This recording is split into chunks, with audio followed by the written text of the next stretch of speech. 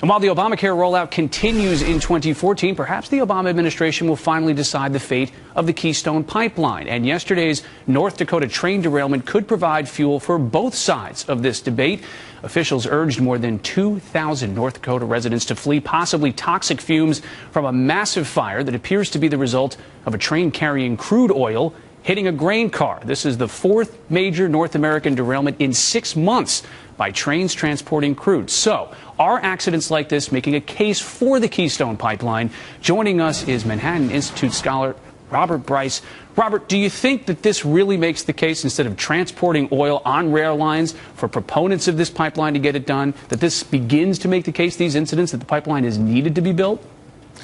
Well, Rich, it's a great question, but I'll answer it with a maybe. The reality is that at this point, Keystone has been delayed so long that shippers in North Dakota, where the Bakken Shale is and where we're seeing enormous increases in oil production, at this point, Keystone XL doesn't matter. These producers have realized they have to move their oil out, and they've chosen to do so by rail. So whether Keystone XL gets built now or not, we're going to see huge increases in the amount of oil that's being moved by rail.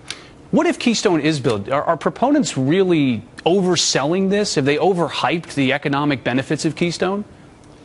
That's hard to say. I think what clearly has been overhyped are the arguments coming from the Green Left, from 350.org and some others, that if this pipeline gets built, that somehow it's the end of the climate, that this is a massive increase in CO2 emissions. It's simply not true. Rich, the reality is that the U.S. has led the world over the last few years in reducing its CO2 emissions, and not by a little bit, and that's largely because of the natural gas boom and low-cost natural gas displacing coal. So this claim that we continually hear from the left that, oh, Keystone XL, this is a linchpin on climate policy, it's simply not true. What do you expect in 2014 in energy? You talked about natural gas. Do prices continue to go down? Are we in a period now where $4 gasoline is just really a thing of the past?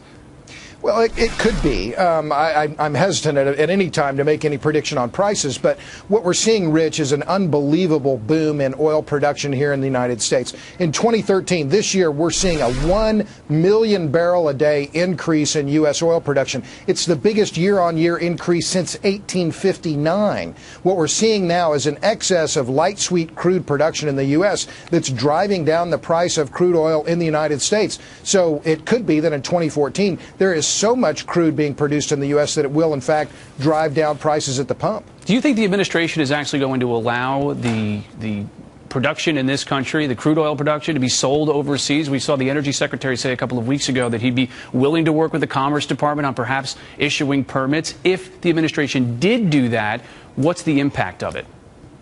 It's hard to say at this point, Rich. I think that the reality is there's going to be so much crude that if shippers, if producers are not allowed to send their crude overseas, the domestic refiners simply can't handle all of it. So that could lead to reduction in drilling in the United States, and then ultimately, strangely, in fact, higher oil prices because there will be less production.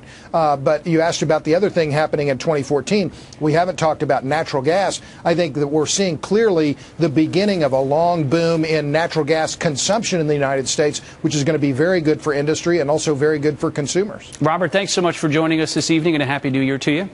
Thanks, Rich. Well,